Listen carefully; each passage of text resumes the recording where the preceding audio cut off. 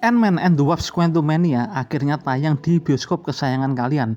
Dan film ini secara resmi menandai awal permulaan MCU fase 5 sudah dimulai. Kang the Conqueror yang mengambil bagian di sini ditempatkan menjadi super villain, berperan sebagai utas cerita untuk film-film selanjutnya di multiverse saga kali ini. Tapi mengingat fase 4 yang kemarin terlalu amburadul, tidak berkesan sama sekali di mana tema dan konsepnya tidak ada yang jelas sehingga banyak menimbulkan komentar negatif. Apakah kali ini anggapan itu bisa dirubah setelah dirilisnya Ant-Man and the Wasp: Quantumania ini? Dan apakah mampu menjadi benchmark yang bagus untuk menarik hati penonton kembali mengikuti fase 5 selanjutnya? Bersama aku Yuda di sini kita akan ulas Ant-Man and the Wasp: Quantumania di Sibuk Ngobrolin Movie.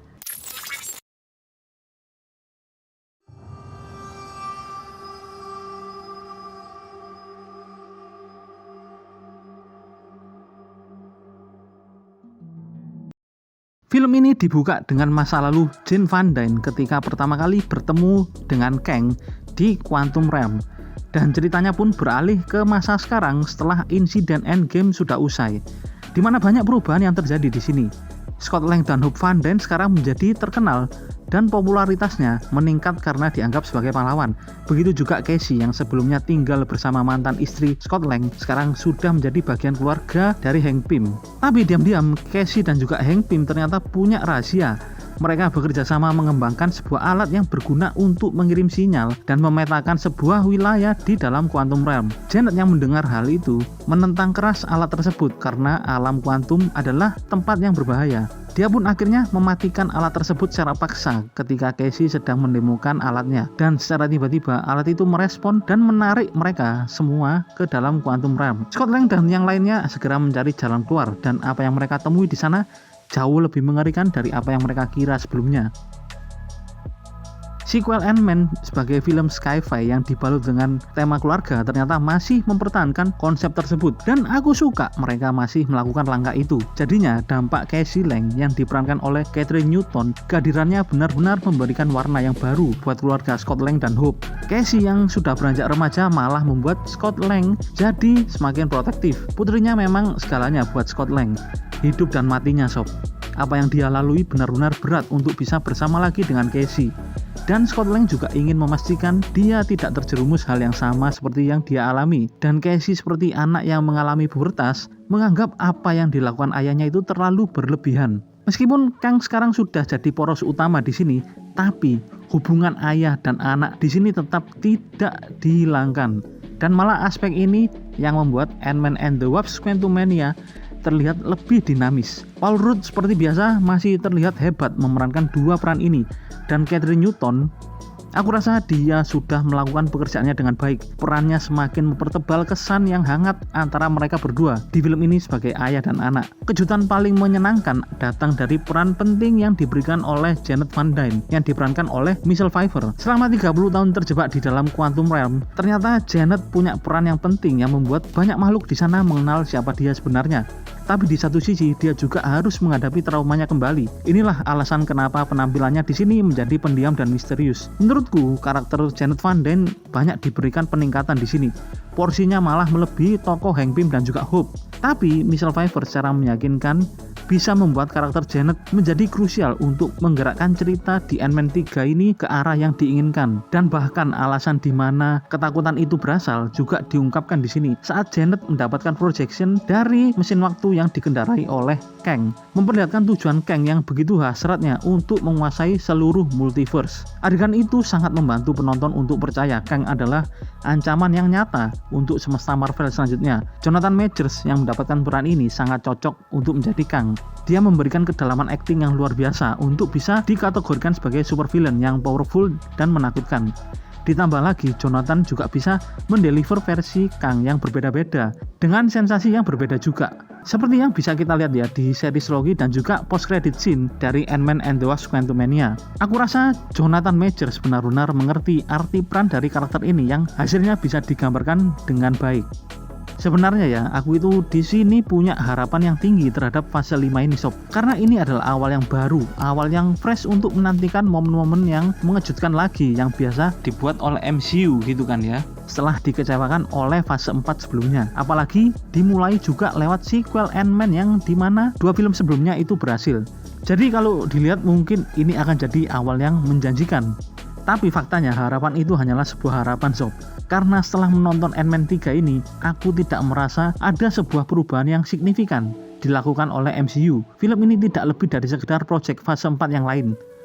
Sebenarnya Ant-Man and the Wasp: Quantumania itu tidak terlalu buruk. Masih ada beberapa momen keren yang ditampilkan. Tapi skenarionya yang kurang berani dan terlalu umum kalau aku lihat ya, membuat film ini tuh bermain di level yang masih nanggung lah anggapannya dan terasa membosankan.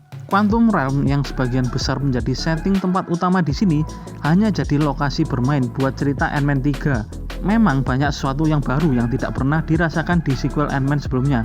Tapi sayangnya itu berlalu begitu saja tanpa ada makna apa sebenarnya alam kuantum ini. Dan Kang the Conqueror, aku sama sekali tidak meragukan Jonathan Majors di sini. Cuman, apakah cara menampilkan super villain seperti ini tuh bisa dibilang sudah tepat? Menurut aku itu masih kurang ya. Kalau kalian masih ingat bagaimana mereka memperkenalkan Thanos di fase sebelumnya, di mana hanya keluar di setiap post credit scene Avenger. Salah satu adegan favorit aku dan menurutku paling keren saat memperlihatkan Thanos yang memakai Infinity Gauntlet-nya. Fine. I'll do it myself.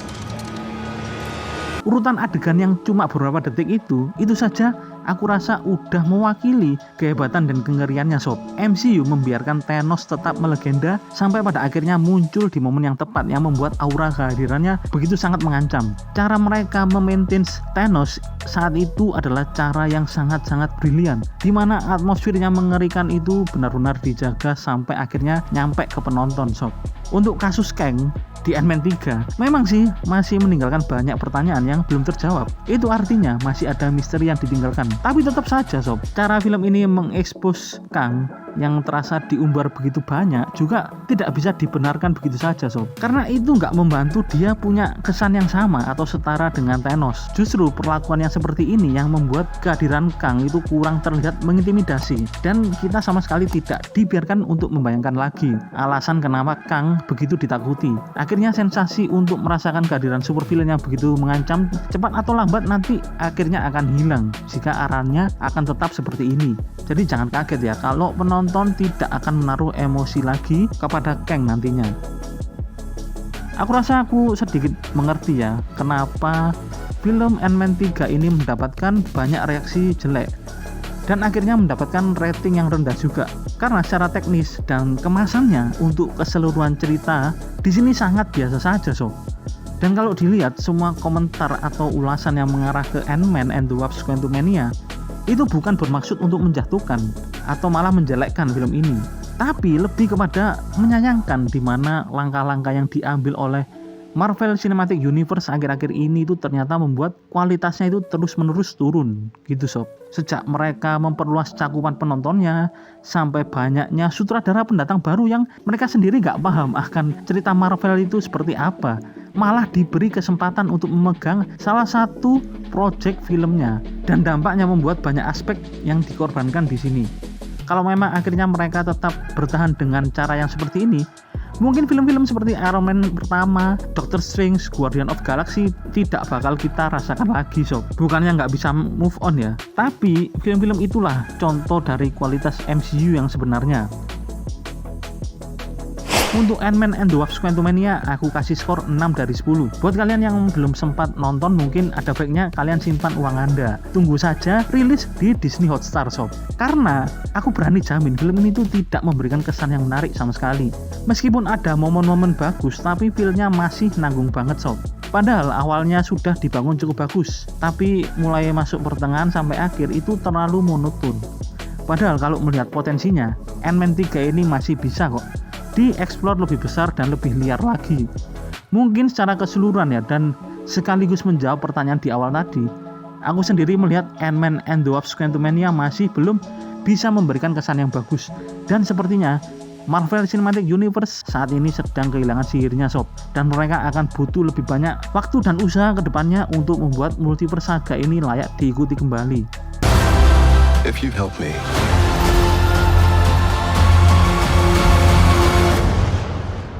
so what's it gonna be? Ant-Man.